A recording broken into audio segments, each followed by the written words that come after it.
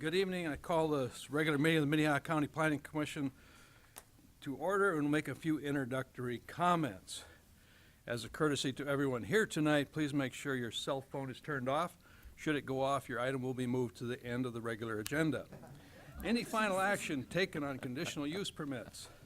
Applications tonight will take effect 5 working days following this meeting unless a written appeal of the Planning Commission's decision is filed in the Planning Office on Monday, March 6th at 5 p.m. In the event of an appeal, the decision will be referred to the County Commission for a hearing on Tuesday, March 21st at or after 9 a.m. Meetings of the County Commission are held in this same room. This time, the Planning Commission will consider the consent agenda. The minutes of the January 23rd meeting are included on the consent agenda. Are there any objections from the Planning Commission members on any item listed on the consent agenda? Okay, seeing none, we will read through the items on the consent agenda. Again, the minutes of the January 23rd meeting. Item number 2 is conditional use permit 17-06 to transfer 1 building eligibility. Petitioner is Maryland Swanson Trust. Is approximately 4 miles north of Brandon. Any concerns on that one? Item number 3, a conditional use permit permit number 1707 to exceed 1,200 square feet of total accessory building, requesting 3,168. Petitioner is Thomas Smithback. It's 26418 258th Street, approximately 1 mile northeast of Hartford. Item number 4, conditional use permit number 17-08 to exceed 1,200 square feet of total accessory building, requesting 2,880. This is Richard Gaddis is the petitioner, is located at 26471 467th Avenue, approximately 2 miles west of Sioux Falls. Okay, seeing no objection to any of those items, do we have a motion? I move approval of the consent agenda. Okay, we have a motion. Do we have a second? I'll second it. Okay, we have a motion and a second for approval of the consent agenda. All those in favor signify by saying aye. Aye. Opposed, same sign. Motion carries. If you're working 2, 3, or 4, your item has been approved and you are free to go. And we will move forward to the regular agenda. We should be so lucky our meetings are always this short. Here we go.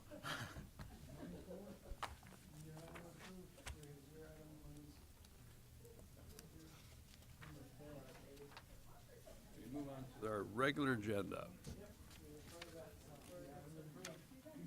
We'll start with any old business before we move on to anything else? If not, I believe Kevin is going to discuss CAFO and aquaculture proposed update. And I read through this with interest this afternoon since I just got back from Arizona this week, so.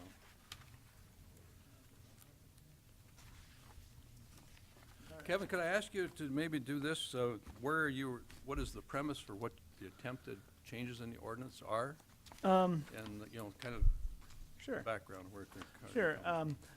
Approximately, I suppose, about 3 months ago now, my summary says 4 months ago, we were approached to review what our CAFO ordinance is and how we can adjust it to be more modern in how facilities are being built, and also to include things such as the possibility of future aquaculture into the county.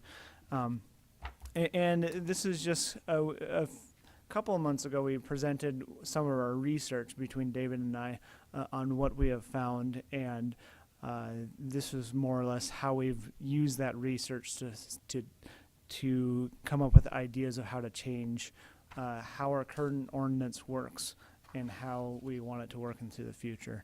So I guess that's kind of the premise of where we're at. And we were asked by a couple of planning commissioners, including Jeff Barth, and I think Paul was on it too. Some other information with that too is I've been a part of a kind of, when this first ordinance was done in 1998, there was a model ordinance for the entire state that was done with the first district and CCOG and a few others. They built a model ordinance, And I've been going to meetings periodically, and we've been working on a possibility of an update to that model ordinance in conjunction with what we're doing. And I think that that's leading in some other ways that that we may or may not look into the future, but we have another meeting next week, so it's moving along, and I'm getting some ideas from that at least. Yeah. Any questions on the kind of background, I guess? Okay, thank you. Continue on. All right. So, because this is such a kind of a large topic and progress thing here, I really thought that it'd be easiest to maybe go through this line for line. What I've done with this, what I've given you, is that anything that's highlighted is things that were added into the ordinance, and things that are highlighted and then crossed out are things that are deleted from the ordinance, or at least proposed to be.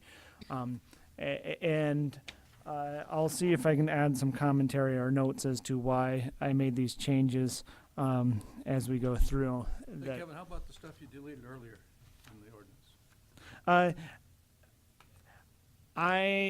I'll get to that. I'm going to start with the concentrated animal feeding operation first, and then work backwards to the ag district. So, in the PowerPoint. So, as part of the concentrated animal feeding operation, this is under the additional use regulations in the ordinance. Starting off with the intent, that was a large discussion in the model ordinance group that's been working together, is what is the intent and what is agriculture, and just to make known that livestock as a part of agriculture should be part of that intent, because people say that oftentimes we hear that confining animals is not agriculture. Well, it is. And just putting out there right at the beginning that, yes, we do consider confined animals as agriculture is part of that. Item D there is a clarification. We already don't allow CAFOs in the floodplain. And there was some mishap in including Class A, B, and C, because if you go into the water source protection overlay, that also says D is not included or allowed either. So just crossing that out and just saying none is allowed in that area. So is there any questions with those two items? Kind of up, down, yay, nay? If it's all right with most of the board, this is like an open discussion. As Yeah. far as I'm concerned. Make sure if you have a comment, you ask. Don't I have to kind of ask agree. permission, Just ask your question. Mm-hmm. So within a regulatory floodplain, adding that in there, what does that impact over what it already says? Over the water source protection area, very little. A lot of the floodplain is already in water source protection area. Other places that have floodplain along some of the creeks and stuff is a pretty narrow band around the creek. And given we also have setbacks from those creeks, so the floodplain, unless you're in the Big Sioux River or Skunk Creek, it doesn't affect it too much, other than the already affected water source protection area. Okay, makes sense. And then C continued, section C continued. When I look at this section here, that this is prior to what we want to see prior to the submittal of a conditional use permit application. And some of what I've looked to do here is to clarify what we want be up front and what we can have after it's approved. This is as part of like the geotechnical boring. I don't know why it was in that section, so I moved it to a different section. So it's not completely deleted. It's just moved. And then moving some of those other items like landscape design to assist in dispersal of odors, and then adding those other things like 50-foot setback, or to clarify that what we want for grading plan is that you keep stormwater runoff away from manure management, because some depends on how you manage your manure. Sometimes stormwater needs to go into your manure, but then you have to manage runoff differently. So that's kind of what this is about.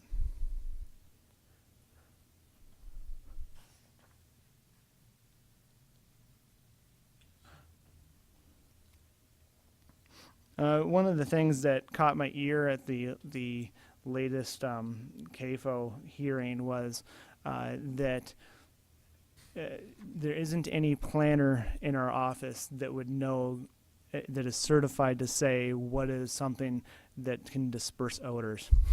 And it's true. None of us are landscape architects. None of us are engineers. So that becomes an issue that if we say the producer can just produce a plan to disperse odors, but we don't know how it's going to do, we either have to have it certified or it's just kind of there. So we can, that's one of those things where we have to decide whether we want it there, and if we want it there, may want to have it certified all the time or not, because that becomes something that we can't do per se.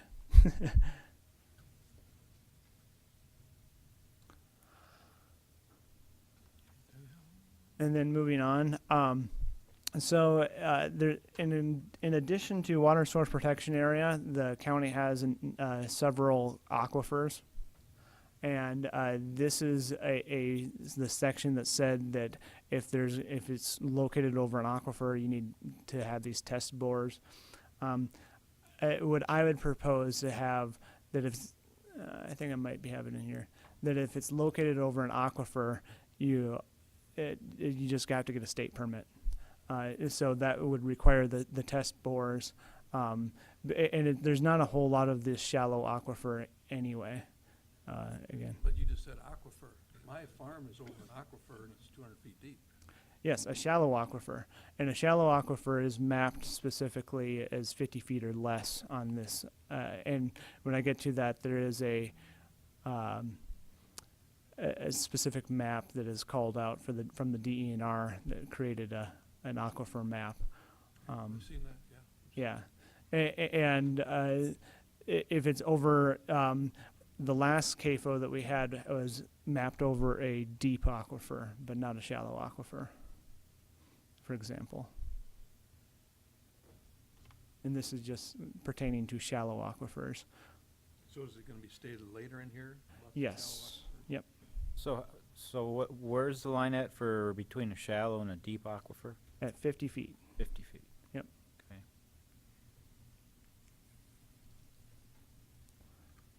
And I guess that this can, like I said, this is a discussion, so we can say that's not something to keep on there or not. Then I reduce the plans that need to be submitted as part of this as, like I said previously, the whole idea of how do we know what controls odor and pest. The idea that we've heard before that pests are not only a problem for neighbors, but they're a problem for the producer too. So most producers are keeping control of their pests because it's in their best interest too. Then with the dead animal control disposal plan, kind of clarify what's wanted with that, so that way where they store it, that making sure that they know they have to comply with the Animal Industry Board regulations with that. That would include things like animal composting and all that. Yep. Compost, you need a permit through Animal Industry Board. Yep. And then the final one there, a manure management plan. Note I didn't put down nutrient management plan because for the submittal of the plan, it can be costly to get that up front in some cases, but having that manure management plan, knowing where manure is going, what you're intending on how to apply it, when you're going to be applying it, how is it going to be stored, those sorts of details can be easily discussed before the plan without having to deal where's the manure going. And secondly, with that, when we get into large CAFOs, the state deals with it. If the state says that anything less than 1,000 animal units, they don't want to deal with it. We can imply or make things less than 1,000 animal units to go to the state. But I guess they have the experts to deal with nutrient management plans, not us. But this would be the things that neighbors care about. The land use. That's a big problem that a lot of counties are trying to look at is if you require a nutrient management plan, then at what point are you requiring so much detail that you're running the risk of being accused of not knowing enough about it? So you end up approving a permit when none of us know how to run a nutrient management plan, and staff doesn't have the engineering background or, you know, all the background to it to actually be qualified to oversee it. Well, we're saying we need to know that there is one, but we're not suggesting that we're the right ones to oversee it. Yep. That's what the professionals are for. It's, Yep. a lot of folks are discussing that. The other, like I said before, the other options would be is that we require, say, a certified crop consultant do the manure management plan would be the other kind of extreme end of that, where we just make that as part of the requirement of the permit.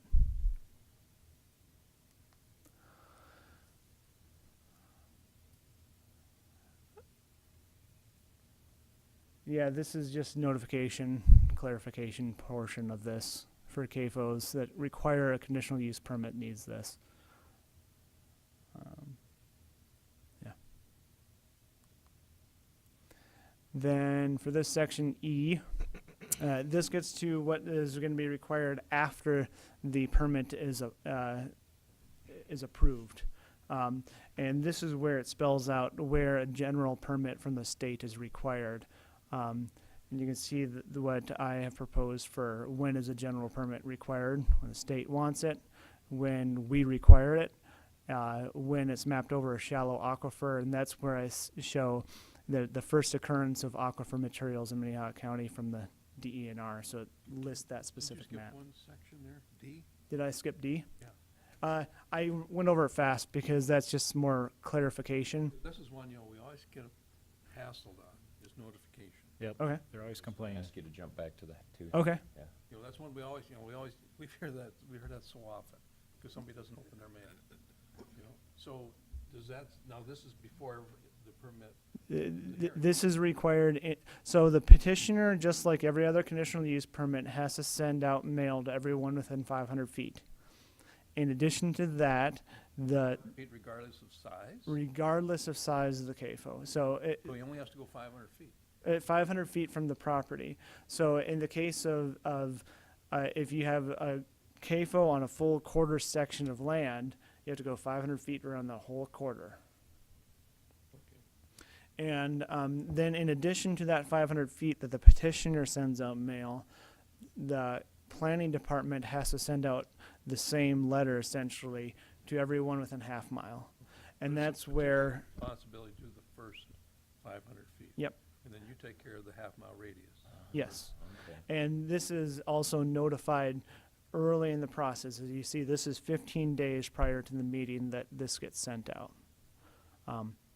I just talked to somebody that wants that's one of those that he wants to go out and knock on the doors of everybody before we send out that mailer, because those are the ones that he doesn't know. He knows his neighbors, but he doesn't know the half mile out. So that is, yeah, I don't know. Okay. And that's I think regardless of size, is the half mile then? Regardless of guys. size, yep. Granted, presumably everything that's in the conditional use is going to be Class C or larger. So it'd be that larger than 250 animal units, so. All right, thank you. And then this would be the requirements again for after the permit is approved. And this spells out when is a state permit required. And then I got to the first occurrence of aquifer in number C. Number D, we've had some issues of people putting up CAFOs that are below the state requirement really close to each other. And although that's not a very far setback, it's just enough to make people think, I feel, to either consider combining them under a state permit or pushing them out further to make them truly 2 CAFOs. So that's what that D is. I'd have mentioned before that DNR goes by a mile, if it's common ownership. If it's common ownership. I recall talking with Sarah, our past estates attorney, that common ownership is hard to define. And if we just have that, that's why there isn't that term in here, and it's that just half mile, it's a half mile separation. Is just enough to get people to think of, is this going to be the best spot, or can we combine these, or have that thought? I know DNR struggles with that all the time on the common ownership. 2 different LLCs, different family members, and just, Same yeah. operation. They all put their manure on the same ground, and yep. It's, Yep. Then to continue with the conditional use permit requirements, this is the general permit record keeping. Right now we receive all the annual notices every year, and our folders get fat. This is something to possibly do where we just say, you keep the records, and if we need it, you better give it to us. The DNR does pretty good at keeping the records and sending it to us if we need it, though. Permit, you have 3-ring binders full of this stuff. Yep.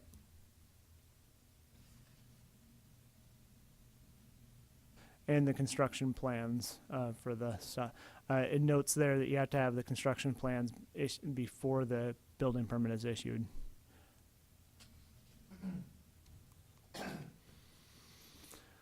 As part of the approval, construction documents,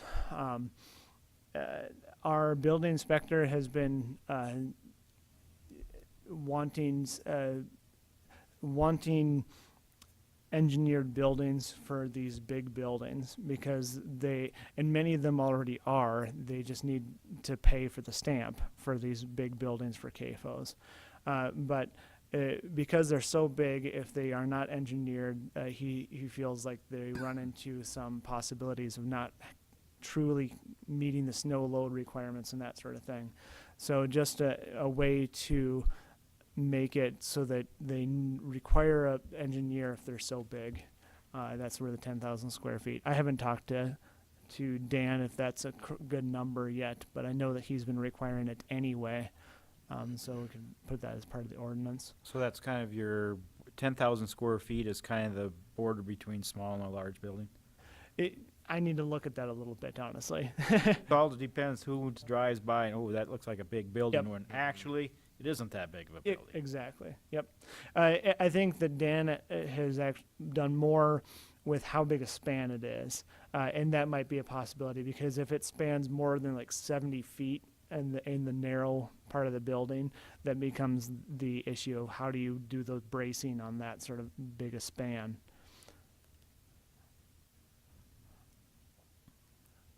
And then the manure containment facilities. Most facilities do have manure containment for South Dakota requirements.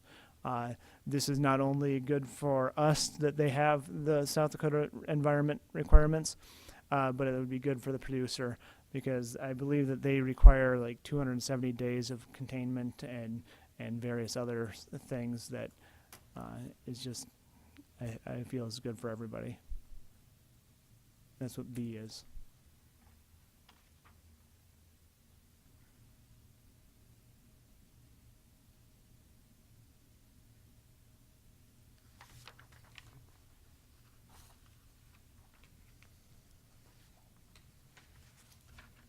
I understand the rationale behind ED, but I'm not sure that I agree with it. For which one? Section E, small letter D. Just because I think about my own community, and I don't know if this is to be grandfathered in or how it's being thought about looking at. And we're pretty heavily concentrated right out where I live. And this setback, I don't know how you determine then who's gonna be in or out of business, who's already there.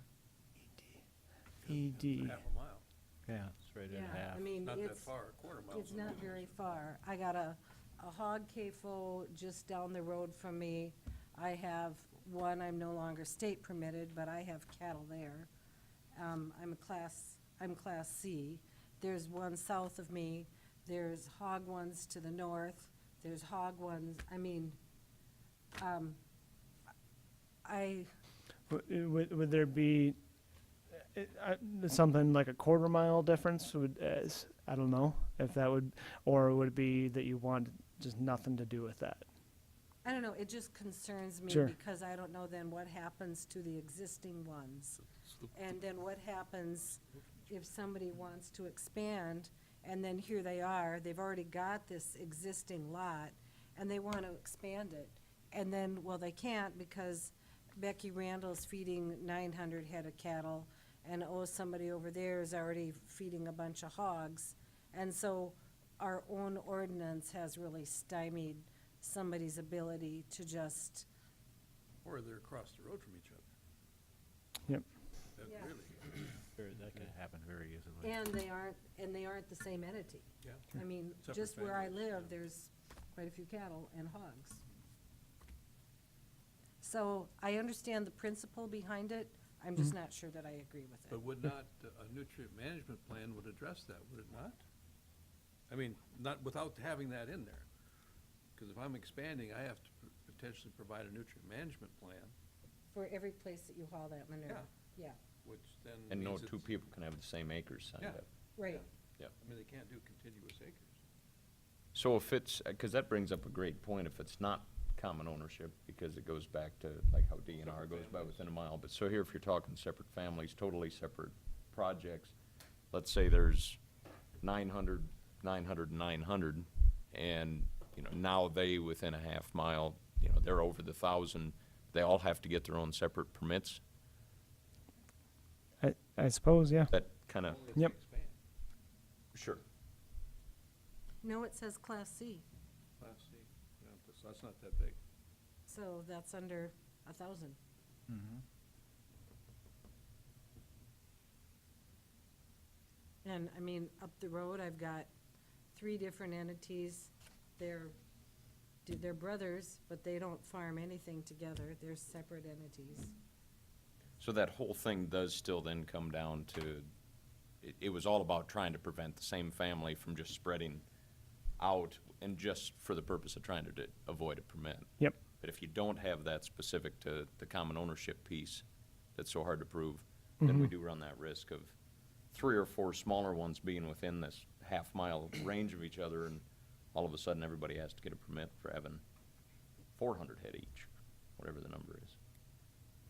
Just food for thought. Sure. Yes, that's why we're doing this preliminary Mhm. That's a discussion.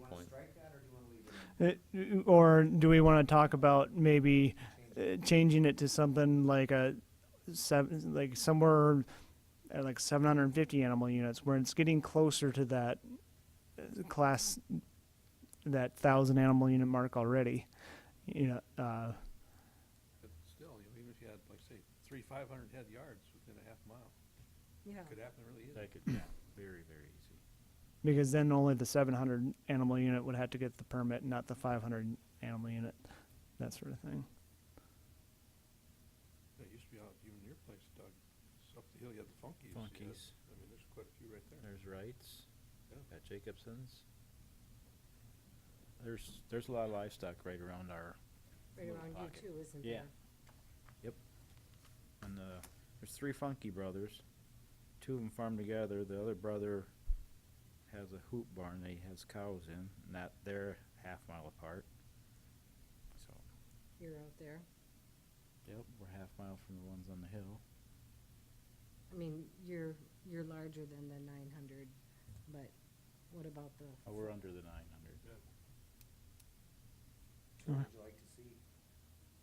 I don't know, is what Paul's saying, does the manure management plan somewhat take care of it? Because you can't have the same acres. I don't know. I think that limits concentration to some extent.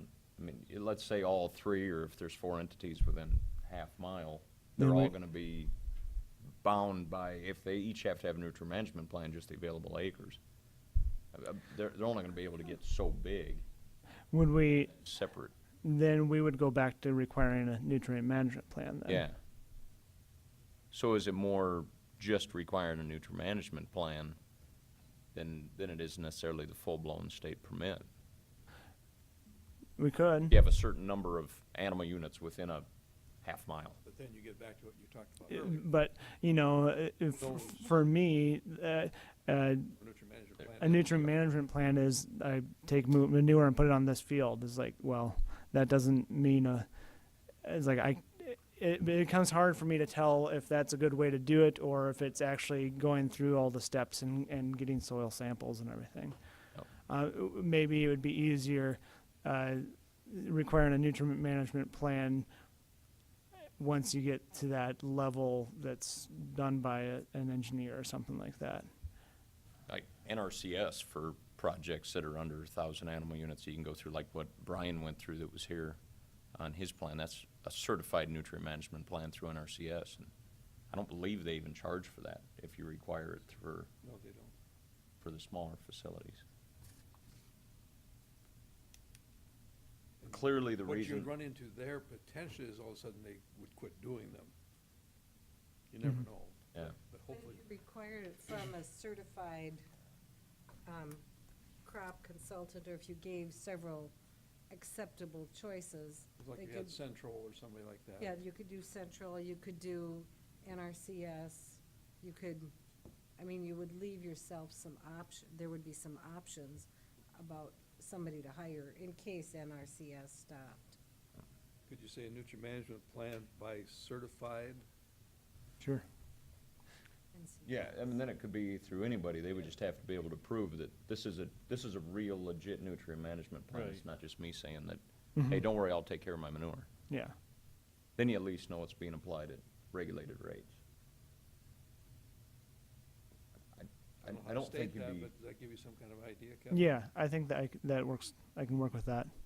and clearly the big thing is trying to keep the same family from just trying to fly below the radar because they don't want to deal with the nutrient management plan, which, Or a state permit. or that's what I should say, a state permit, which, my personal opinion, you waste a lot more money than you would if you just do the DNR permit and be able to keep building at the same facility instead of building a new facility every time you want to be just under 1,000, but.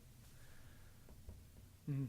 It happens the same way with Class D right now. You can have a bunch of several situations where they have Class D, Class D, Class D, because they don't want to even get our permit. It's like, Yeah, okay. which, I don't know why people get so freaked out about the permits, but I know growing up, that's what I always heard. Boy, you never want to hit 1,000.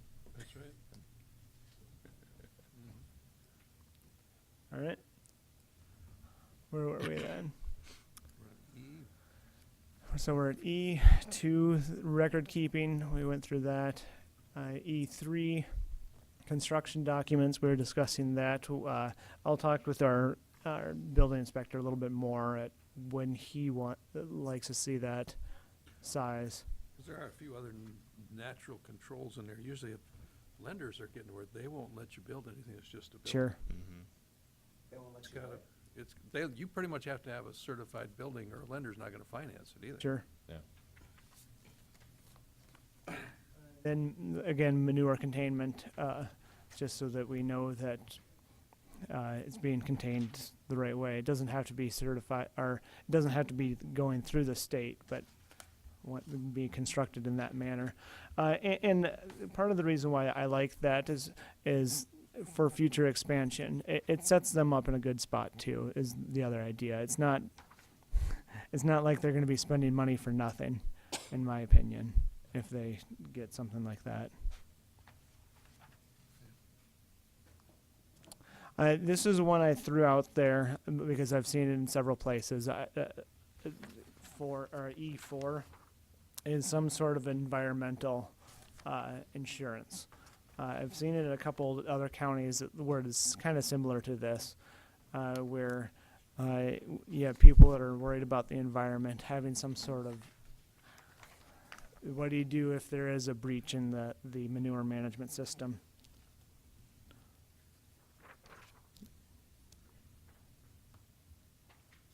Any idea what the cost of that policy is? I don't. That would definitely take more. Larger farms, it's just part of the general policy. 'Cause I did have one that unfortunately had to use it, Oh, really? and they, you know, it was just part of their normal, and I had, one of my farms just did a major rewrite of all their insurance, and this is a rather large farm, with over 4,000 cows, and that's all spelled out in their coverage.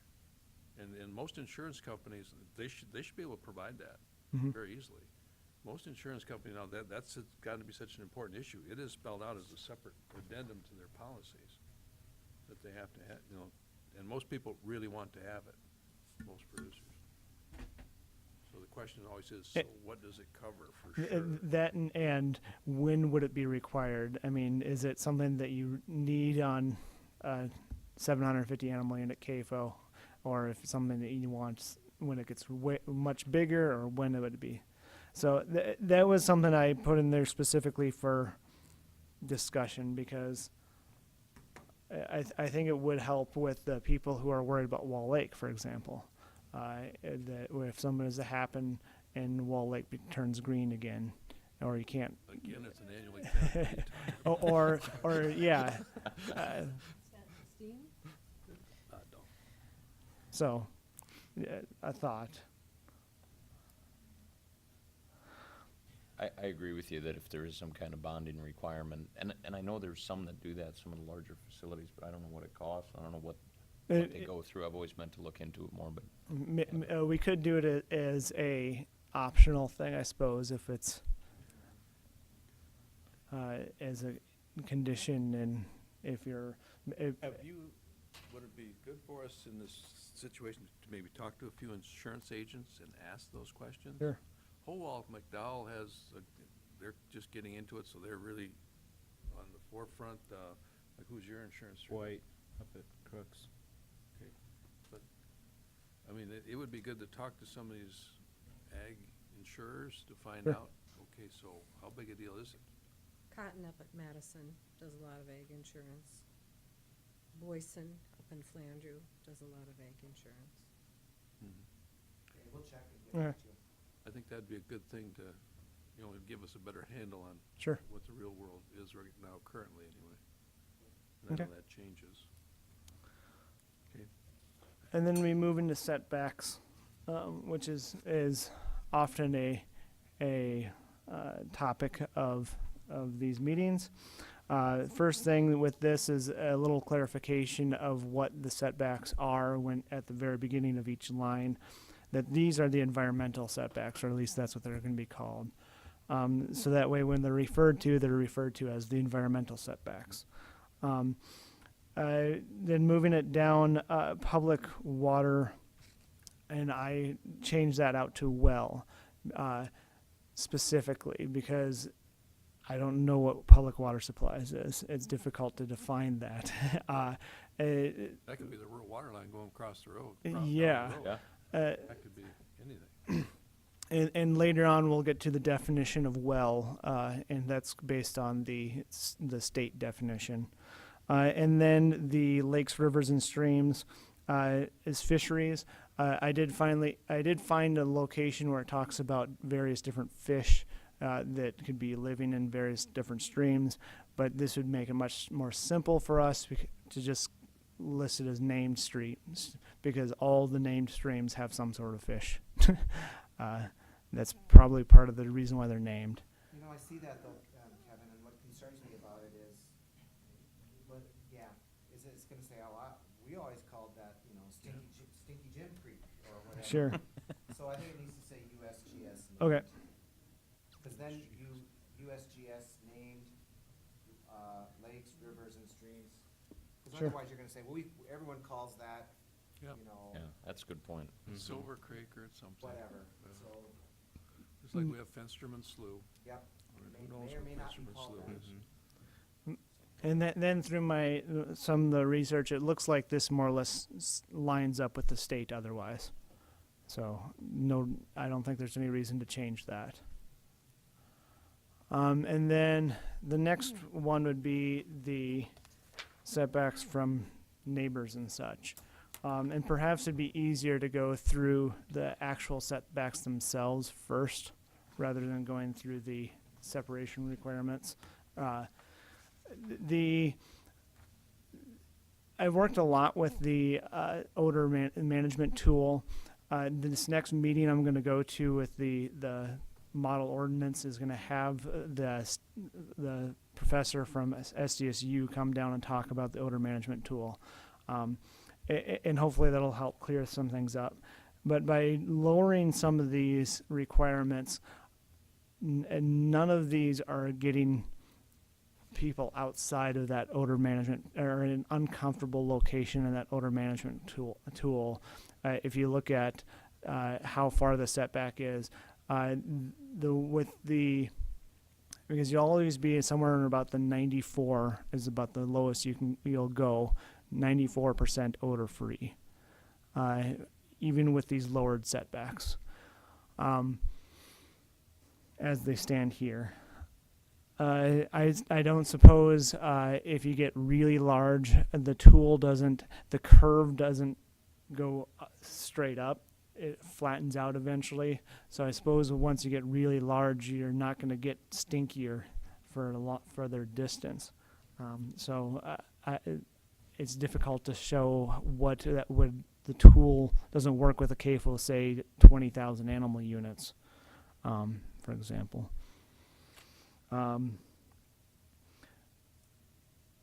Just for example, I moved a couple of things around. I moved schools and public parks into the same category rather than having schools in with the dwellings and churches. But Kevin, if I could possibly jumping back just a little bit as I'm going through, the reduced by 50%. In the absence of a waiver, the required setback may be reduced by 50% if all the following requirements are met. Where's the 50% come from? Has that been in there before? Or? No. Again, that was another thing I intended more for a starting point for discussion. Okay. Although when I was first drafting this, it was looking like that whole term about when is something good enough to reduce that setback, when is it not, is just this amorphous idea. Since then, we have seen it work. But what happens when everybody has those deep pitted barns and people are still opposed to them? It's no longer new technology. So having something more concrete, it makes it a lot easier to defend in the long run. The 50% also, if you are to do that 50%, it leaves setbacks far enough that still allows for the producer to grow, but it still leaves a setback for the current residences. Is my thought. Well, and I suppose a lot of that depends on where we end up, if there's any changes in setbacks, or Sure. if we still have graduated setbacks or don't, and Yep. things like that. Yeah, and this would be proposing no graduated setbacks, and How do you mean that, no graduated setbacks? that's where our current ordinance for, say, Class A, from a dwelling, you have to be 4,620 feet, plus 880 feet for every 250 animal units. So that put, if I remember right, Bodewine's like 4 miles out, or I think it's actually more than that, like 5 miles out from their property line. So everybody in that area would have had to sign a waiver within 5 miles of Bodewine's because of that setback. It just kept on adding for every Mhm. 250 Yeah. units, you have to add more and more and more and more. And it was the same way with municipalities. They just had a setback that kept on growing and growing, and that started at 2 miles for a Class A. So I'll not say any more on the 50%. I'll leave that be until we see where we end up with Yeah, and so when I go back to then these requirements, the idea of when is a waiver allowed, or what happens if you don't have a waiver, and that 50% idea, getting some more concrete what is required if you don't have a waiver. And I just started with trees. There could be other things that we could put in there that if they can meet that 50% setback and put these trees in, and put their animals in a building rather than outside lot, or whatever it might be, that would be a concrete way of saying this is what's needed, rather than having this amorphous idea of new technology or management practices. That makes sense.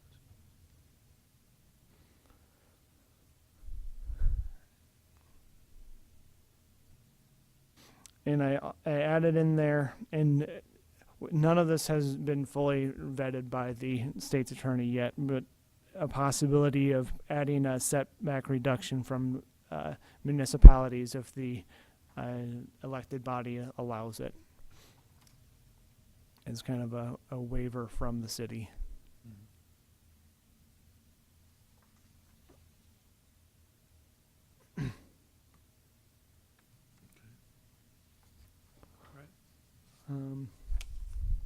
I'm going to give you an idea of what that looks like.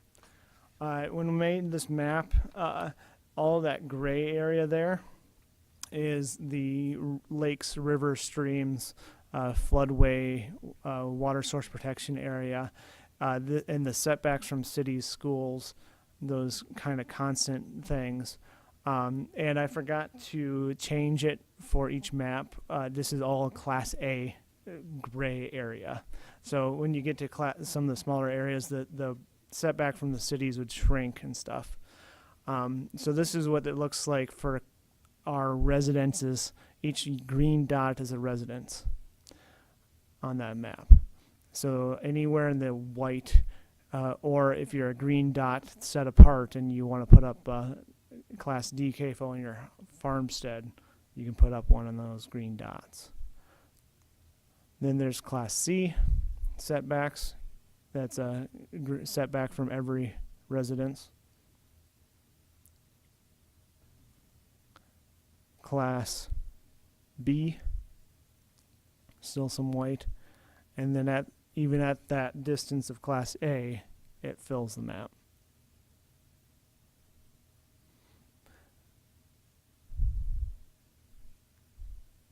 No matter how we spell it, we are a pretty dense county, is what it amounts to. But of course, that includes all residences, some of which are already. Some of them are livestock farms, yes, and some of them have facilities. So where you see some white rings, facilities. well, you know, yeah.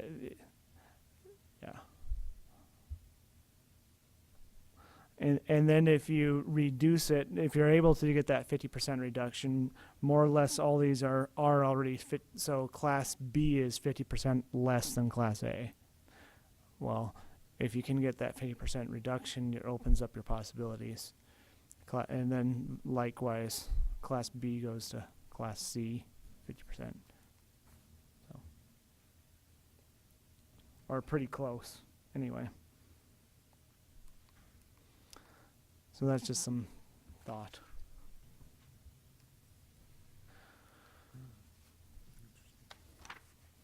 Then further setbacks, I've changed that this is the manure application requirements.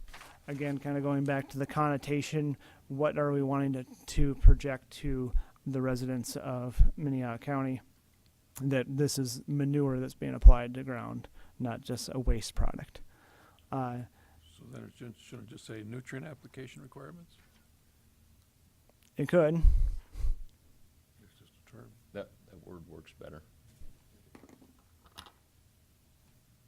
Since you've talked about nutrient management plans, I mean, we've kind of talking about nutrients, which it are. And I changed it to manure management plan because I'm not managing the nutrients then. Okay. because I'm not worried about how much nitrogen is applied to the ground. I'm letting the state worry about the nitrogen. I just want to know how you're managing the manure. Gotcha. Okay. that And makes that's sense. why I put it at manure. And I'd be willing to change it to nutrient if we'd like, but, and then there's the setbacks for that. I can do the USGS named lakes again. And then, streams, lakes classified as drinking water supplies. I did find that drinking water supplies is indicated in the not codified law, but the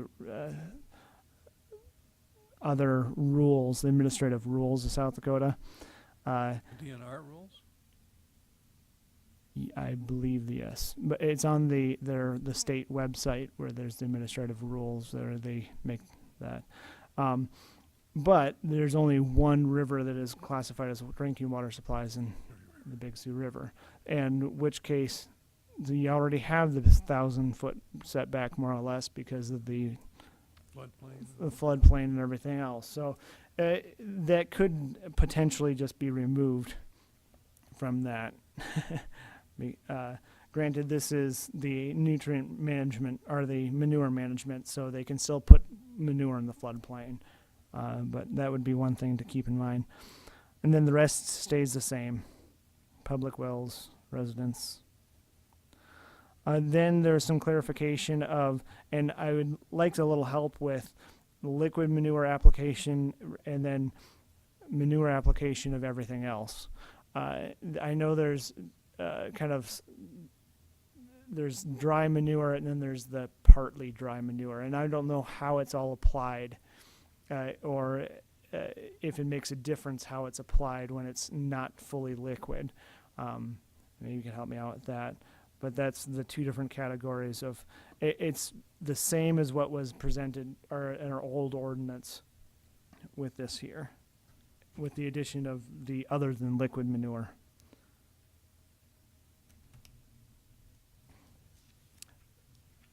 I would say that the other than liquid manure application, everything that's there is what's based on the nuisance zoning or the nuisance ordinance. She's So- talking about 2 and 3 now?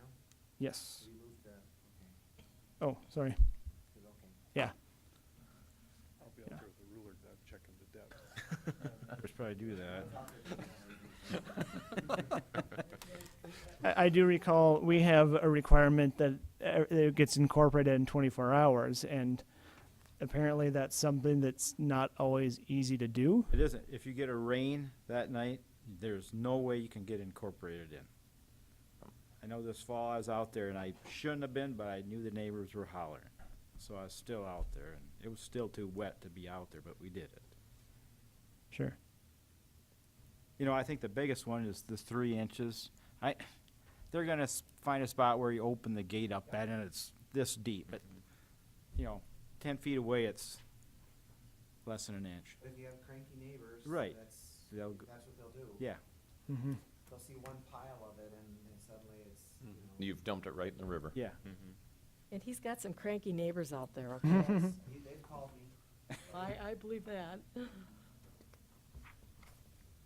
And that's more or less it for the CAFO ordinance section. And then we go into other parts of the ordinance. So that took a while to cross. I'm sorry about that. No, we need to go through all this. This is Good. of the big three, this is Yeah. pits and dog kennels. That's Maybe go back to the maps you had showing the radius, if everybody doesn't mind, That's fine. and just walk through those a little bit more on the proposal for the distances. So, this is Class D.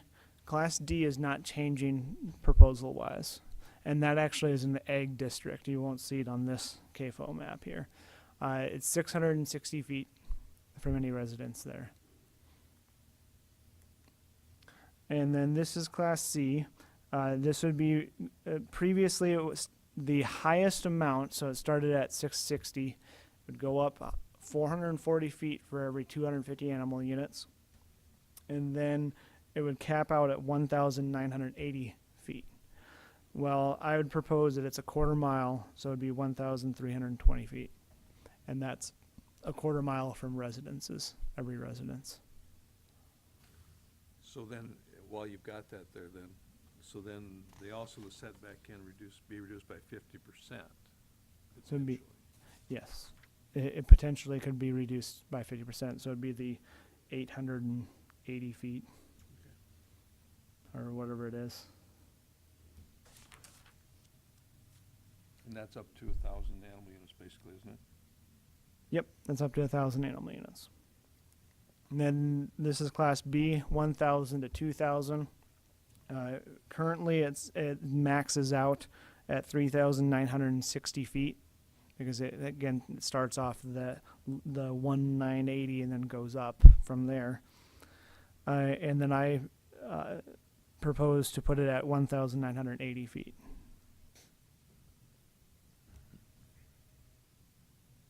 And then Class A.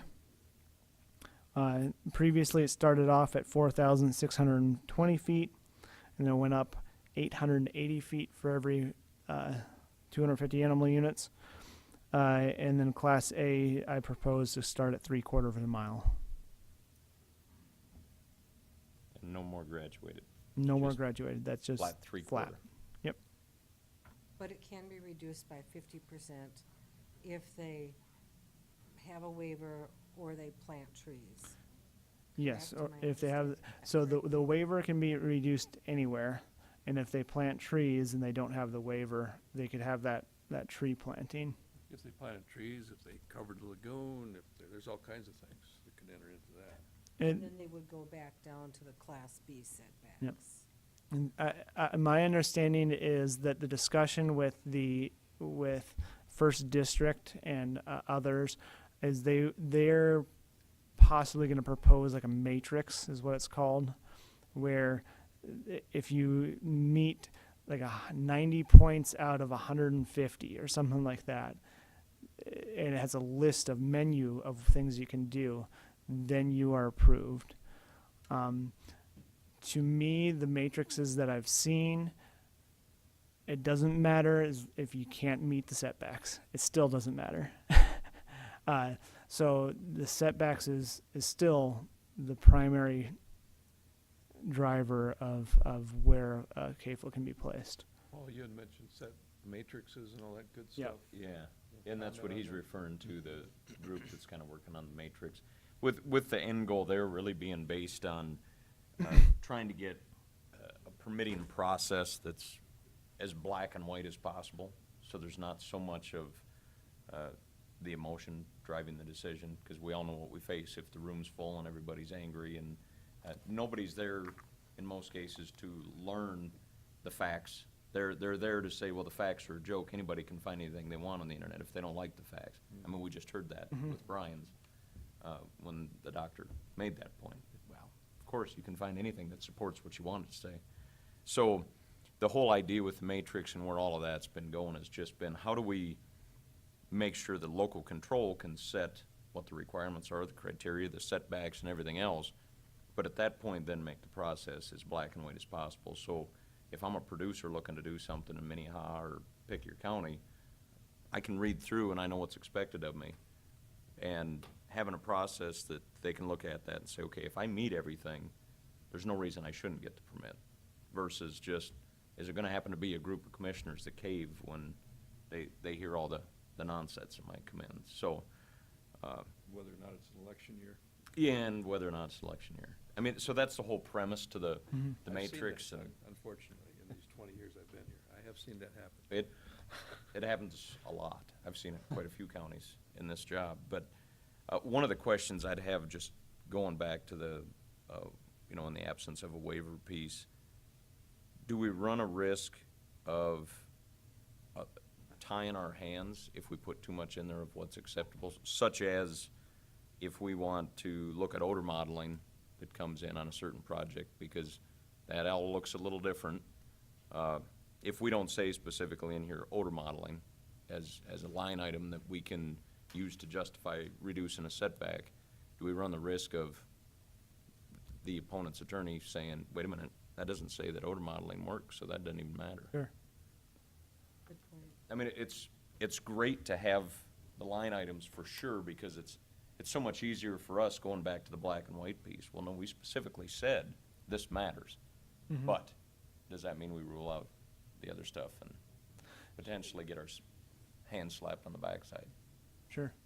And then one thing that was nice about the old way is that it does incorporate new technologies right away, where if we do start getting like the new style of barn that's controlling odors much better than anything ever has, well, we'll have to incorporate that into the matrix or something to Right. that effect. Right. And it'll take a whole nother update and Yep. yeah. And What point is technology new? Right. or Because then we old, gotta have that debate. or if it's old. When does it Yep. become old? Right.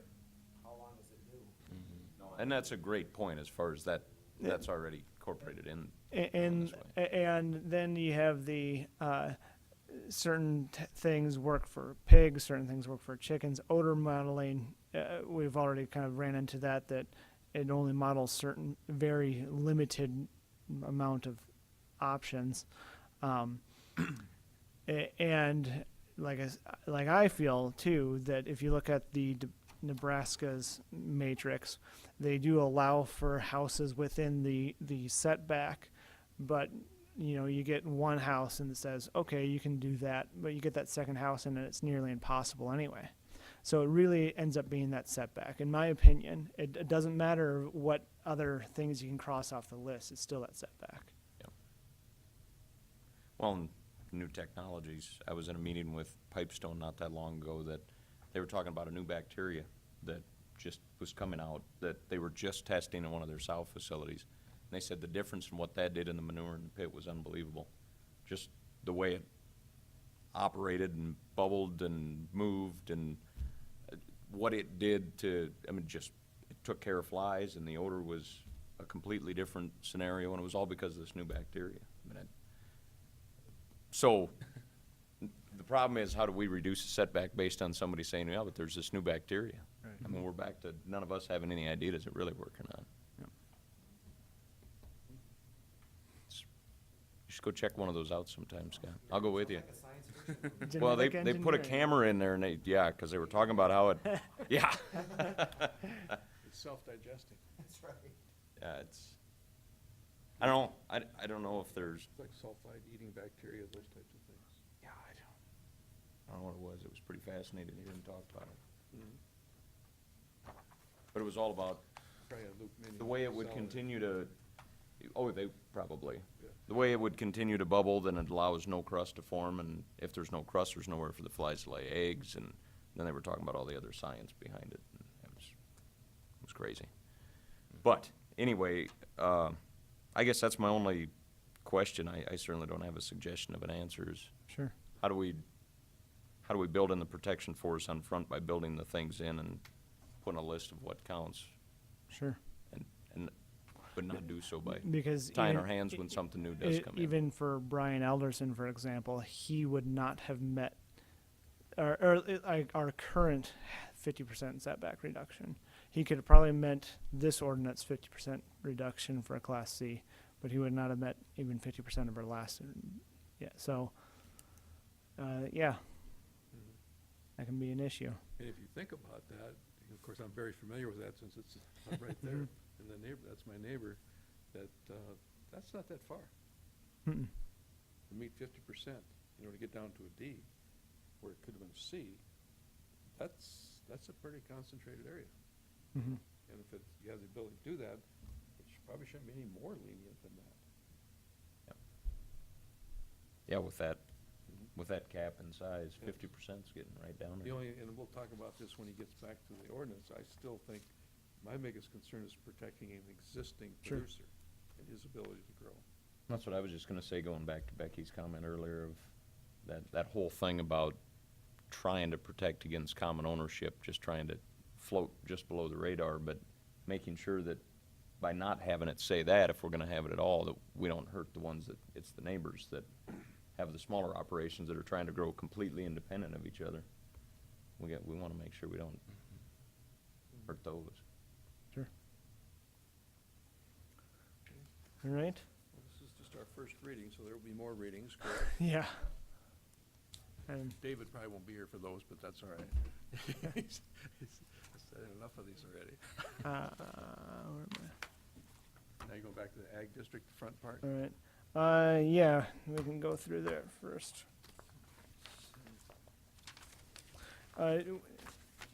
Before we go through that, I'll go over one definition here. Is that in our stuff? That would be definition 131, Okay. and that's the definition of animal unit, and that would be a possibility to change as well, because as it was oftentimes discussed, or not of an animal unit, in the in our meetings with the first district and the other group of people, it has been that when they made this model ordinance, 1,000 animal units was huge. And now we're talking chicken farms that have 60,000 animal units, and that's a mid-sized chicken facility of that type.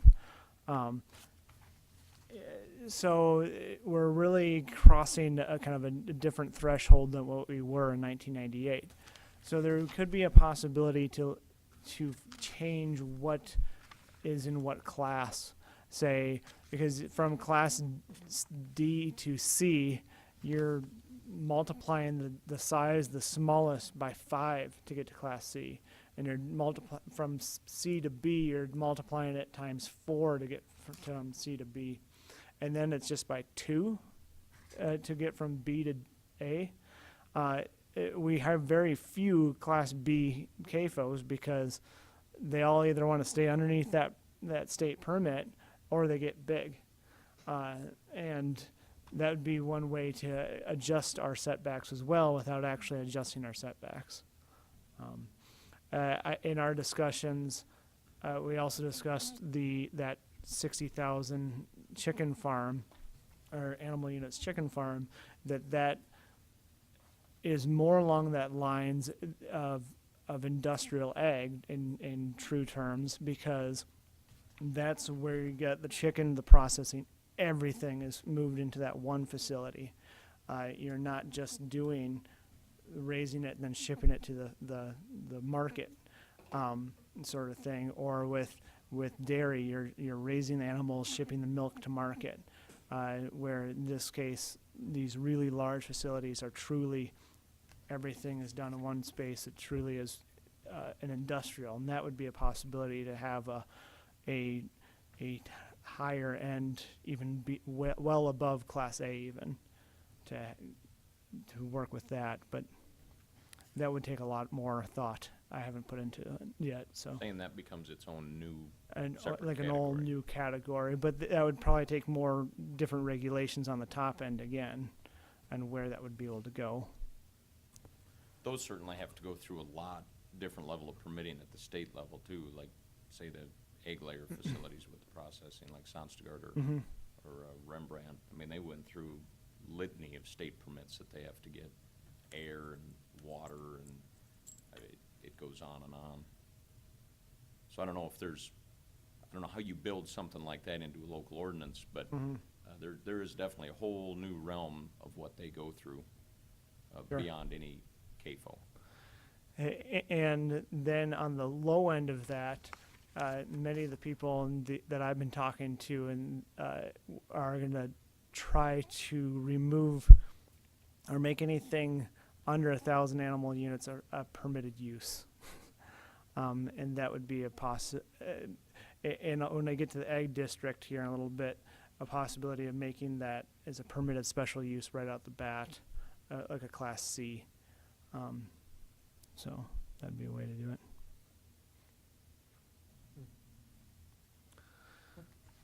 So, Kevin, I was wrong. I can't read the straight across line. Your sheet numbers are very accurate. I just can't read across it all. Okay. Honestly. I was gonna ask, how does Sioux County do it? Sioux County. In Iowa. It's Sioux In County, Iowa? And they just got stuff, controlled by the state. Yeah. State controls everything there. cause they Quarter just mile, got, you can do about anything. Everything's, I mean, they got Every cattle quarter and mile, hogs and yep. everything all over. They also did some things that they should never have done, like Sioux Aquifer, hog pit barns in the Sioux Aquifer. I mean, there's stuff that they should not have I done. think they're too. maxed out For sure. too. I can think of another large dairy built I in the think I Missouri heard that, but River I don't know Valley if where it's it's a actually 4-foot true. water table. The lagoon's That's built not above so that. cool. I mean, come on. Yeah, that's. He did some crazy things too. Have you heard if they're maxed out? Who? Sioux County? I have no idea. Well, Somebody you'd be said- surprised when you drive, I was down there, I'm working with some guys there by Hull right now. But if you drive in some of those areas, you'd be surprised how open it is. Even though, because a lot of the livestock is kind of west of town and north, but east of Sioux Center, not quite as much. Where's that, the great big dairy down there? What county is that? Which one? That's That's- Season Lion. Isn't it Shep and Lyon County? I think so. You'd be close. See, what's the one right next to us? It's Lyon and Sioux. Sioux South then. He'd be in Sioux, I think. Just I think barely. 18, or Just barely. coming out of Canton would be, Okay. Inwood, the south edge of Inwood would be. It's close.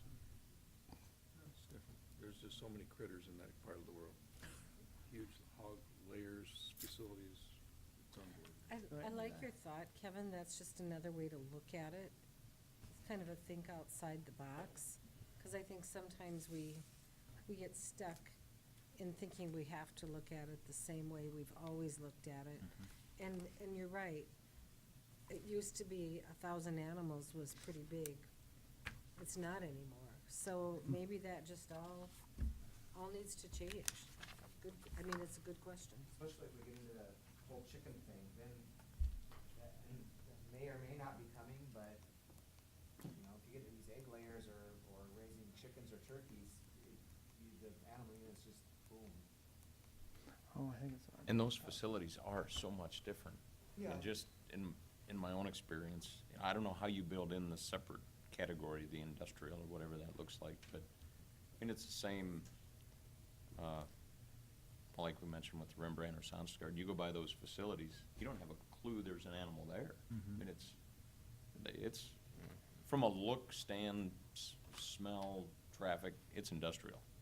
I mean, anything you see, it's industrial.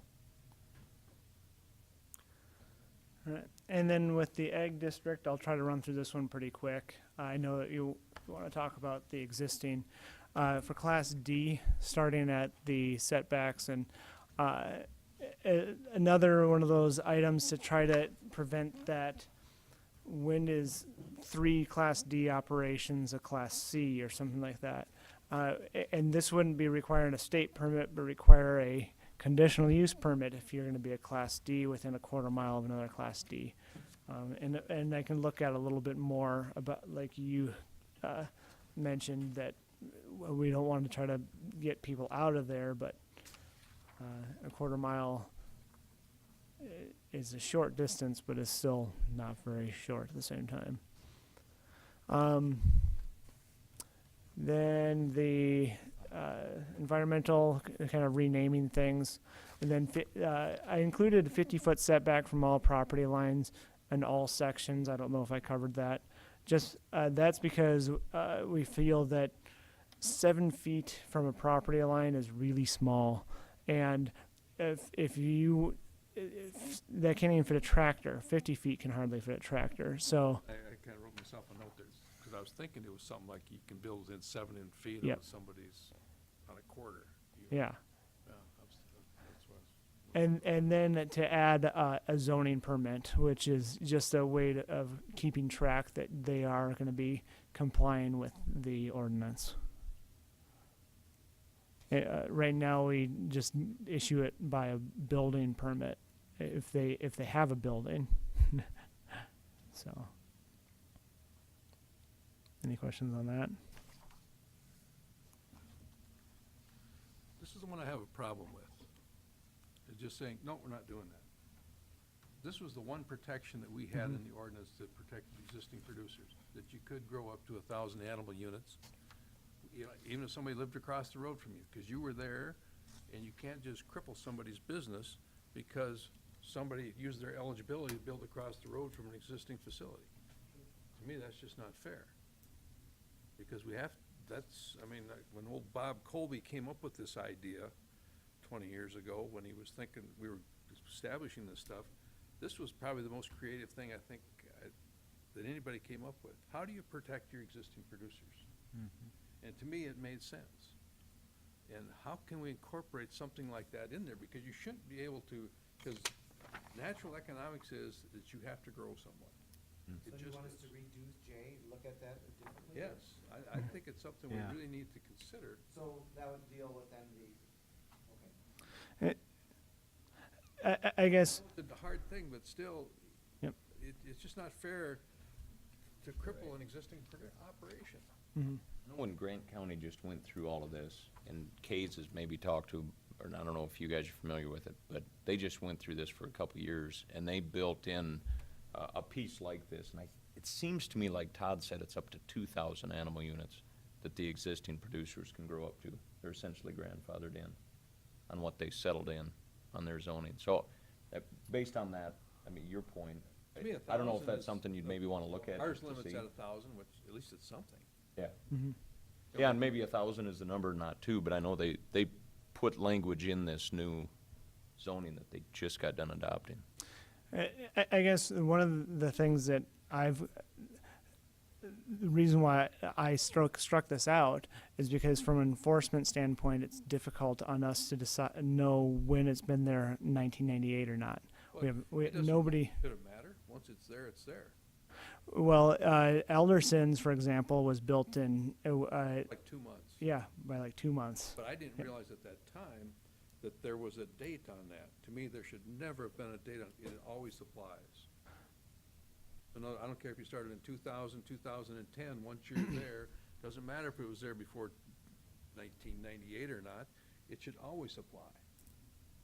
If it was like that, I would suggest to do something like it was a permitted Use. use that's been there for 5 years instead Yeah, of because the rather, thing is, you could always just come in and do the very smallest, and then and just then- grow. Oh, right. and then just, once you get that Well, established. hey, I'm already here. But that makes Yeah, cool. sense, what he's saying, though. You've Oh, been there 5 years. You've been there a while.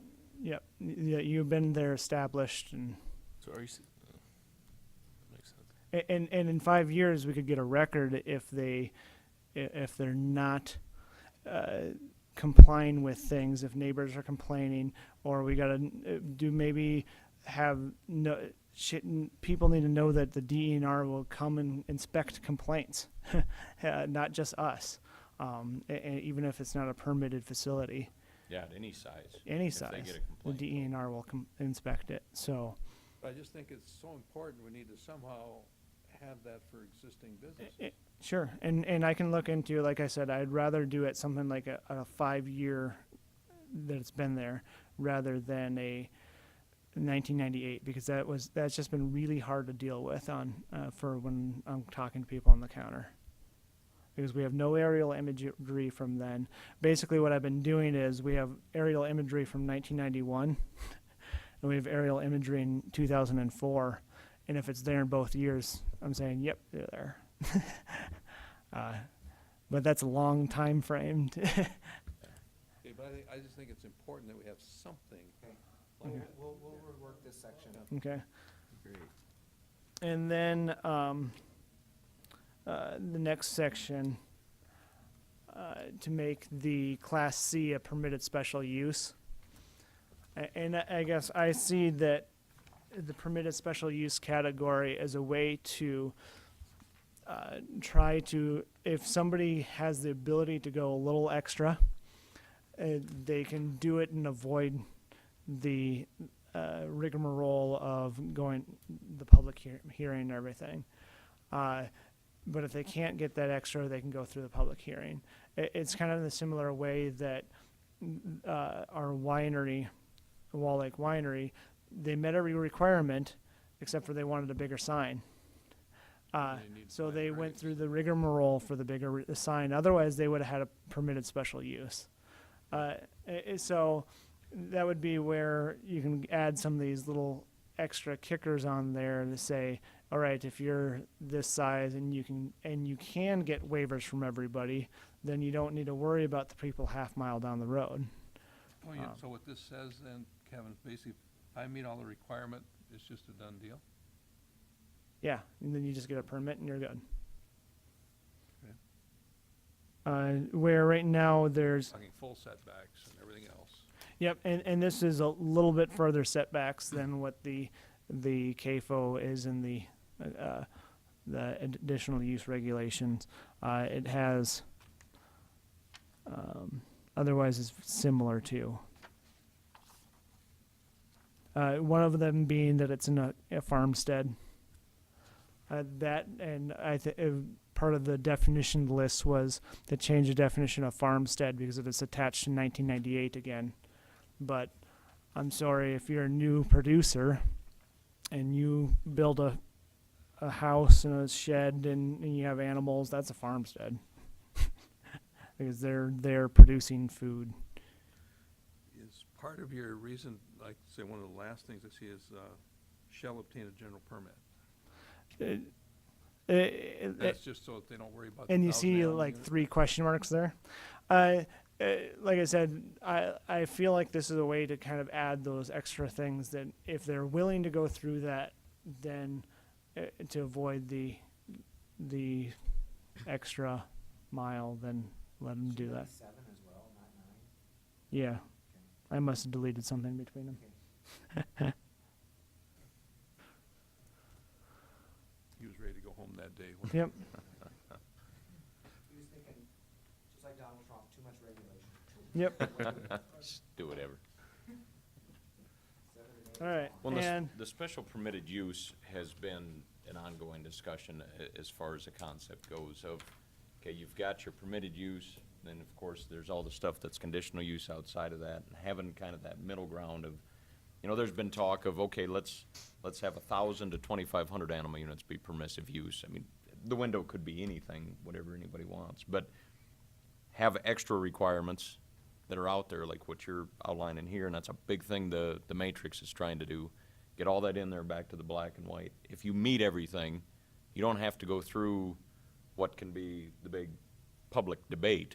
You've got that room, but it's got to be shown to you guys that they've obviously done all the extra steps. So you build your protections, your environmental, your other concerns in up front. Say, these facilities that fit in this window, if they meet all these extra conditions that have already been outlined, that's a permitted use. so I guess at that, the definitions, like you can kind of go through those and. Thank you. I know it's a lot of work, and like I say, it's one of our more All your important. hard That was a lot of work. And I knew that this was going to go long. I guess I didn't know it was going to be this long, but It's fine. It's important. I think David's got a little bit on aquaculture now. yeah. Right. I've been wanting to know about fish for a long time. We may have shrimp farms coming. I've been in fish farms, which they're pretty neat, actually. I love shrimp. If they don't stay clean, they don't make money. Pretty simple. One other thing I would just add on the state general permit, if we went down the special permitted use path, I think that'd be a really important selling point Yeah. of getting anybody to understand that by making it a special permitted use category, you're not saying they can just run wild by any means. You're talking, we're setting a higher threshold than what we'd otherwise be holding you to, and we're just saying if you choose to meet it, you're considered a good project. You meet everything. Right, David? Okay, so basically, I don't want to dwell on the kind of the guidelines that I went through the last time, but I know Mike's still pretty new on this, so just kind of giving a brief overarching view of what's going on beyond just Minnehaha County with aquaculture.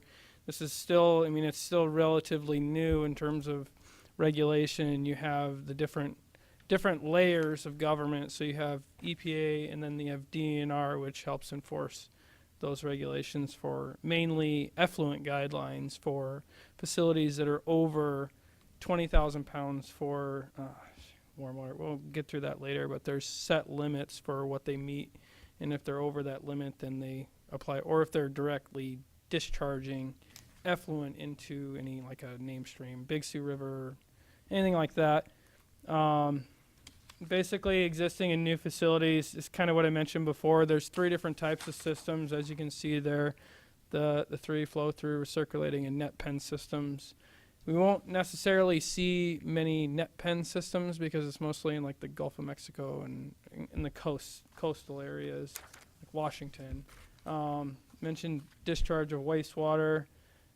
There's your 100,000 pounds of fish per year is kind of that threshold guideline for the EPA as they define that. And this is the definition that defines that. They delineate between cold and warm water species. And at the end, I've put together a little definition that kind of summarizes that a little bit. And it mirrors what that definition is. Basically, you can think like a hatchery or fish farm. Fisheries is kind of the term that we're most common with, the game fishing parks at the state level. There's a couple just private fisheries, but not many.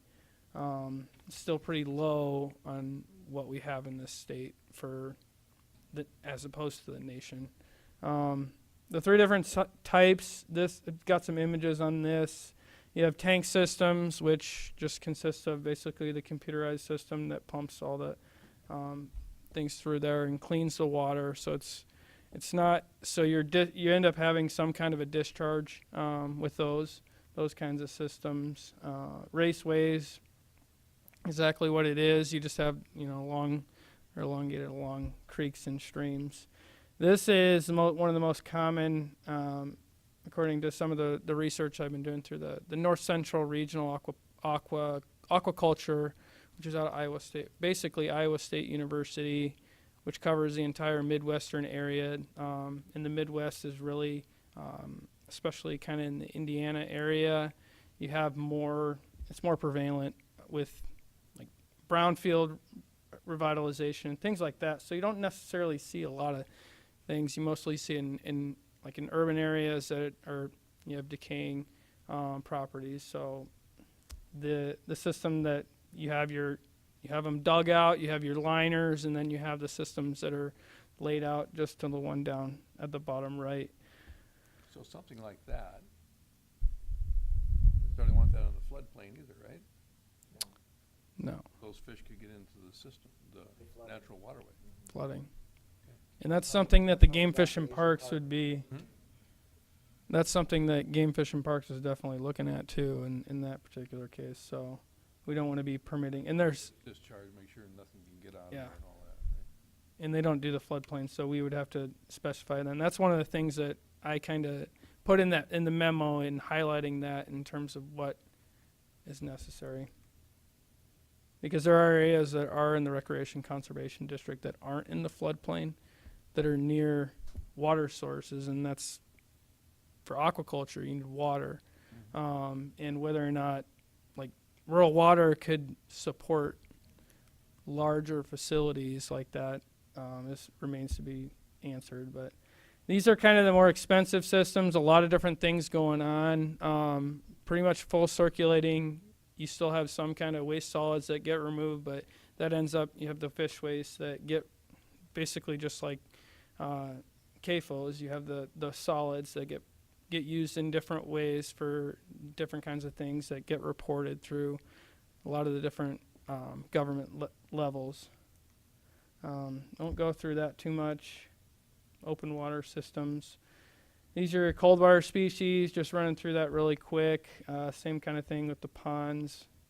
They define it as at least 30 days per year in discharge, but does not include facilities less than approximately 20,000 pounds. So that's the threshold for cold water.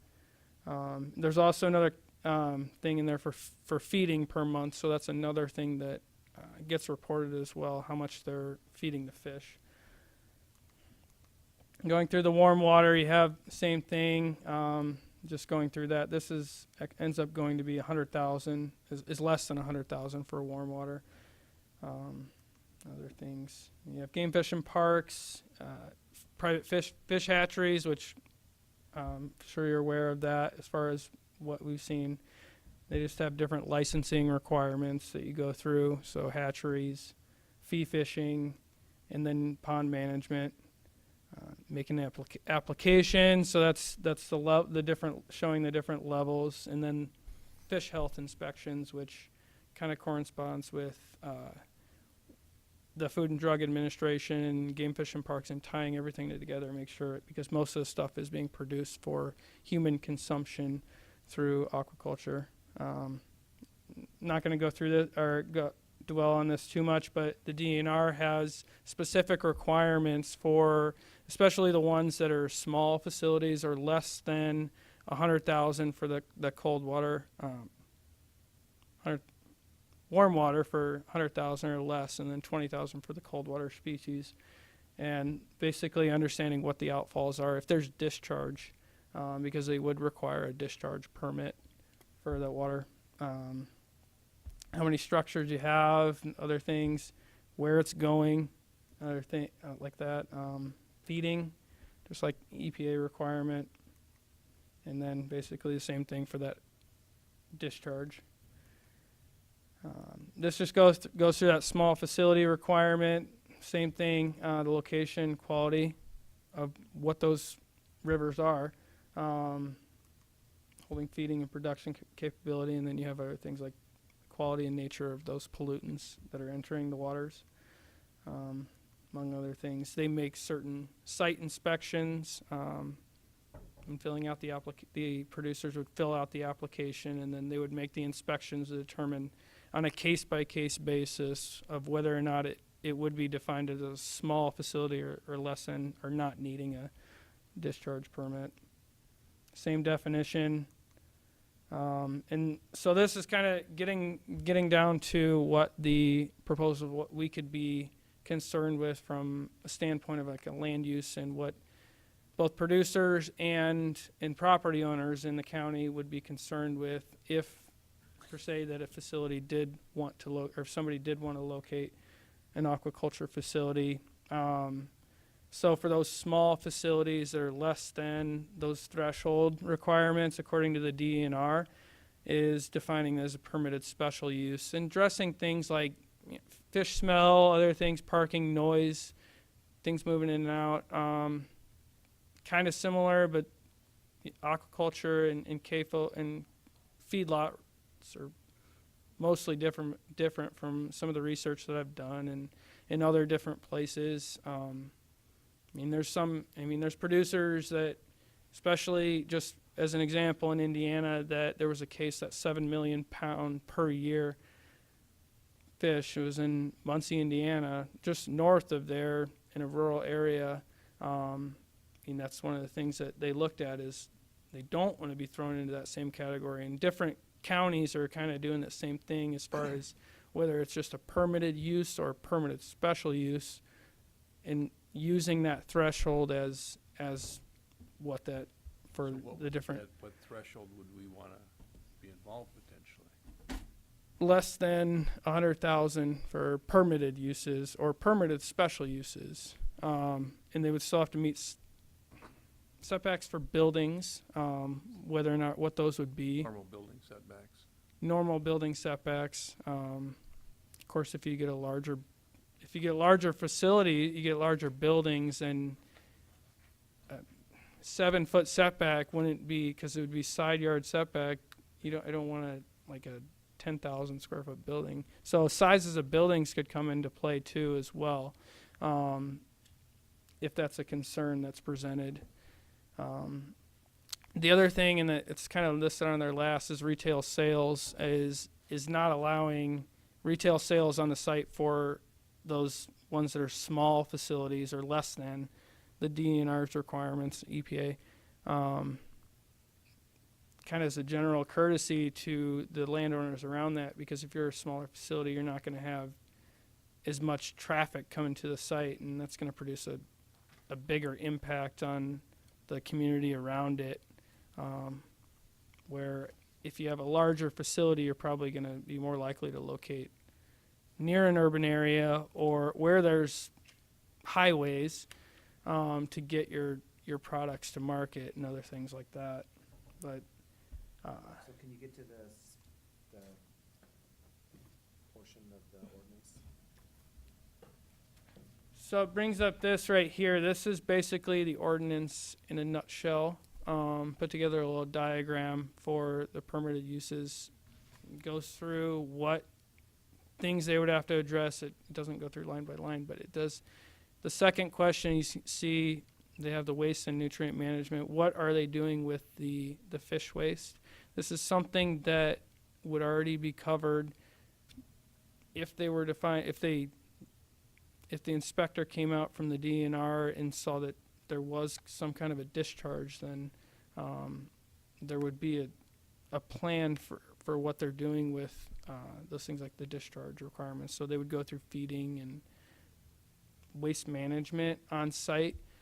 So putting a requirement in there for those uses that don't fall under that from the local level, to have that so that you can look at that and it's all approved by their standards of what they have to do to meet those criteria.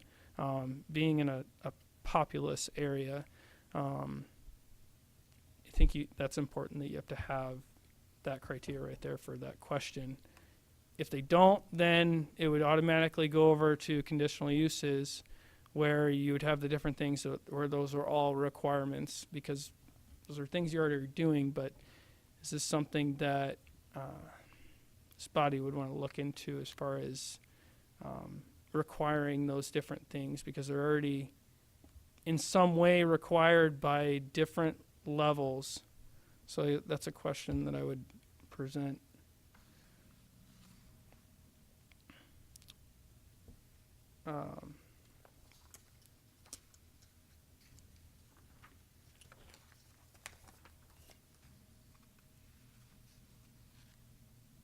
And this just goes through the definition of what that is. Basically includes everything from fish and plant life, so the entire spectrum of aquaculture, as you see there. Trout and salmon, cold water, goes through that in terms of species. And then you have catfish for warm water. And I'd ask Are if, tilapia warm water? yeah.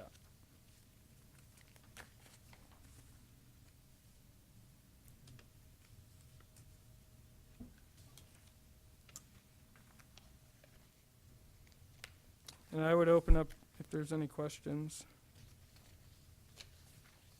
The larger ones, just like anything, the larger ones are already controlled for the most part, as far as discharge and all that. So we're mainly concerned with traffic, setbacks from building setbacks, those types of things. Yeah. Yep, building setbacks, noise, parking, smell, The normal stuff. normal stuff that we deal with on a daily basis. Has Setbacks. anyone with building. applied or talked about this type of thing at all? That I know of. Just trying to get ahead of the game. Oh, David saw one driving through Iowa, a shrimp farm. How far was that away? It was, Oh, it was on the new US 20. They're reconstructing that whole thing across Iowa. And if you go just south, wasn't too far away from Sioux City. It was probably like so, a half hour, 45 minutes. shrimp It was a shrimp farm. yeah. So, By correction. yeah, So it could, I mean, So it the- could triple D. easily come. Yeah. I think I mentioned the company that we've been working with, that their Triple D. harbors, they call them, or, I don't remember the size of the building now, but it's about 9 acres worth total. I mean, it's huge and produce about 7 million pounds a year of shrimp. And that's, I mean, they plan to do a number of these, but as far as the building itself goes, it's gonna look and operate like a commercial building. And from what DNR has said so far, you know, when you talk animal units and stuff, the way they'll look at that is, it really doesn't make any difference. It's all about the wastewater. Yeah. For them, that's the only thing it's gonna be like any commercial facility in their minds. If it's Yeah. like that, could we put it in industrial? Just have it like a That's permitted basically use? what DNR has said to me, is that as far as they're concerned, it's gonna be industrial. There will be no general permit, Yeah, I like think animal it'd be units. appropriate in industrial zoning district. Yeah. But- Because it doesn't look to me like there should be a setback, because it looks like it's all Right. water use and what you're Could gonna just do well be with that. manufacturing That's the- facility. Cause they're gonna be growing them in tanks in a building, right? Yep. Yep. So, this is really stupid, you guys. I should turn off my mic for this awful question. But then, when they ship them, do they ship them in a refrigerated tank? You know, and they just take them out of the water and put them in a refrigerated tank and ship them? Are they dead or alive? I mean, I think most of them are Those we already fro- dead on on site when they get harvested. 'Cause I don't Okay. remember the system, how it works exactly, but basically, the system that this particular company has designed, when they go to harvest them, they'll go through a tube or whatever it will be, and they're gonna be shooting from like 86-degree water down to, I think the temp is 37 degrees, and the shock, they're dead within 28 seconds. And that's, and they're immediately cooled, Sure. and then whatever the rest of the process is for shipping them out.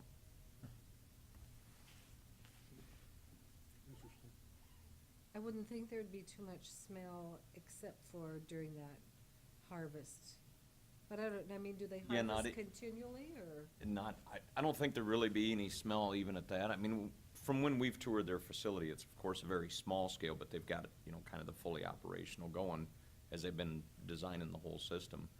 It smells like water. I mean, it's, It has to be clean. I was Yeah. in when they were starting up, and I don't know if Spring Lake Colony still raises tilapia or not. I don't think so. But that was interesting, because they were just starting up, you could tell they had to work some of the bugs, but yet they actually done it in a 90,000 layer barn. The Lester building, regular Lester building was done in there, and it was interesting. I mean, they got them in as little half-inch long little fish, and then they grew them up. And, but then I was in one in Wisconsin, that was the one that was doing the aquaponics as well. So the fish tanks, water went through the when they grow vegetables and stuff. Sure. And it was a complete system, and that was really cool to see. I mean, Yeah. that building was just, I mean, you had plants growing, it was just like being in a regular greenhouse. I mean, everything was, and you could see the good-sized tilapia in the tanks and stuff, and that was impressive. It's surprising how many of those types of projects are being looked at right now, talked about. And he was using the gas, the biogas from his 1,000-cow dairy across the road was the Hmm. fuel for heating the greenhouses. I mean, it's interesting, the stuff they come up with nowadays. That's why everything changes, technology changes. So And we've that's why- we've added a couple of sections. There's the new 12.16, which is Point 16. aquaculture. You read that, and then under the ag, it also talks that, and Because the retail sales, though, that would be okay, so is this much different than a winery? As far as allowing retail sales of your product on site, or any ag producer can sell vegetables at their, It's like a, much different, is it? it's like an farm experience. Yeah.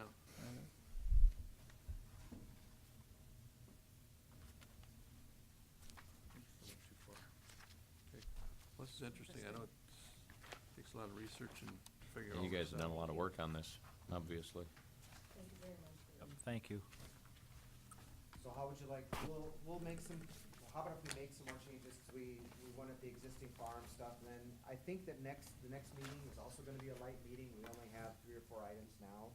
Yeah. So it could be another light meeting, and we can sort of, go over the recommended, or the ideas that you wanted sort of tweaked a little bit, okay?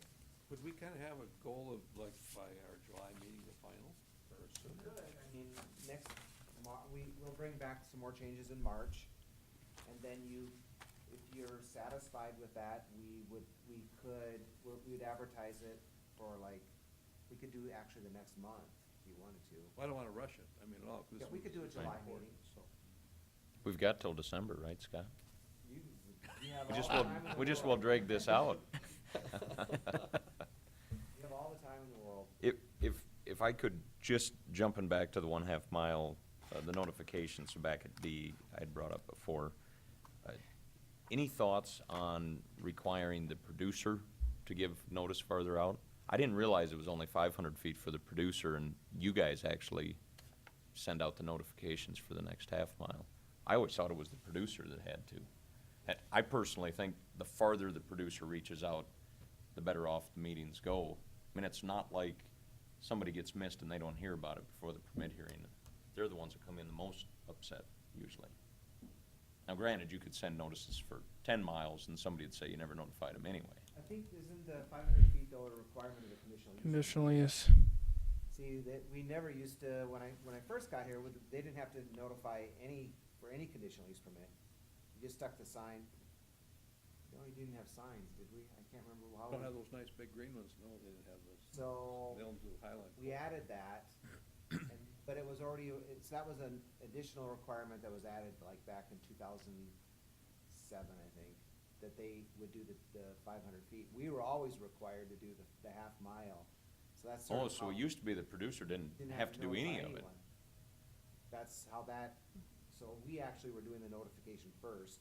We amended the ordinance to require all conditional use permits to send out a notice of 500 feet, and that's how that got sucked in there.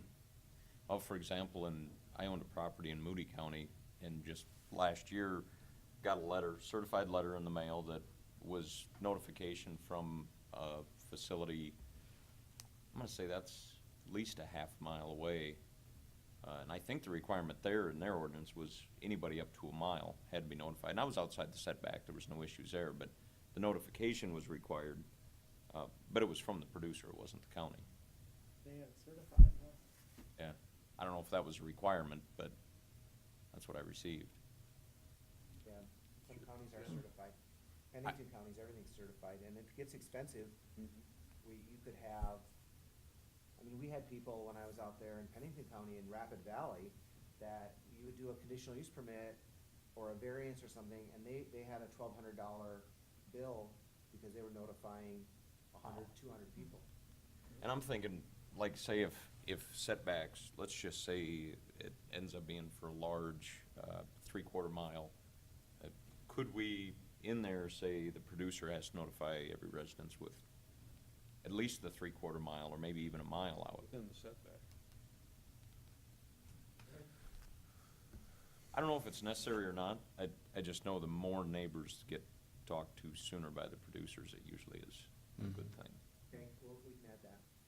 I mean, even if it's not over, it's obviously a best practice, like you say, Paul. It definitely lessens the pain when they do come to a meeting like this. And they seem to like it more if it comes from the producer, The and less on your guys' backs too. Sometimes the producer likes to send it, like I said, this person I was talking to, he wants to get out ahead of the letter. We have our letter that we give them that say, this is what you must send, but they can put whatever else they want in the envelope. And some people do put in extra little things, this is my plan, this is how we're working. Here's my Yeah. family, this Yeah. kind of stuff. Here's I mean, the- that's what should be in there. I mean, really, yeah. The family farm. Oh, it does, just a little contact, whether it's a daycare or a gravel pit or whatever, or a dog kennel. Anytime you communicate with the neighbors, it's just so much better. Makes our life easier too. And if we make this change, would it be easier for you guys if we were saying the producer has to send it? It would Not be easier. necessarily certified, but, Well, you could suggest the producer do it certified, and they can't say they didn't get it. right. That'd be worth the $100. To me, I would spend the money if I was having to give the notification so that I could say, I really did send it. That's right. But, Okay. something to think about anyway. Thank you for the fish and the animal CAFO stuff, guys. This is good stuff. Yeah. I'm hungry now that you mentioned shrimp. Finally, They have some really good shrimp at that place over there. Triple D. sardines. I think it's Triple D Farms in So Iowa. I'll give you a quick update on county commission report. Bonnie was at our meeting on Tuesday. We had 2 appeals, the Brandon Water Tower and the Alderson Dairy. The county commission overturned your recommendation on the water tower, approved it, and upheld your recommendation on the dairy. They added one condition that, to the dairy, to the, not dairy, Beef. to the Alderson Feedlot. feedlot. That Trees, they had to wasn't it? have a registered professional landscape architect. Some visit. trees, wasn't it, basically? That was to satisfy the neighbor across the Summers, across the street. Good. That was it. Okay, anything else? No, we shall call for adjournment. So moved. We have a Second. motion and a second. All those in favor, signify by saying aye. Aye. Opposed, same sign. We are adjourned until next month. Jeff said that Alderson had done a nice PowerPoint. Did you guys happen to have that by chance? Did he ever? Did he simplify it? He did, he Like did. I It told him was he much did. simpler, and it was a little more direct.